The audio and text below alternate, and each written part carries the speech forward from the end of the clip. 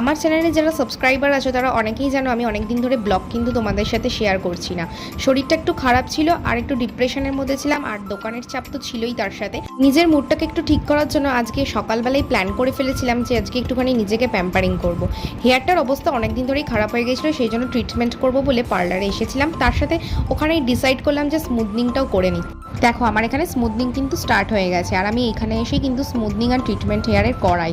এই পার্লারের ওপর আমার একটুখানি ভরসা আছে হেয়ারের জন্য, তো সেই কারণে আগেও আমি করেছি এখানে। তো ওখানে কাজটা খুব ভালো হয়, খুব নিট অ্যান্ড ক্লিনভাবে করানো হয়, আর খুব ধরে ধরে করায়, সব থেকে মেন ব্যাপার যেটা হেয়ারের ক্ষেত্রে।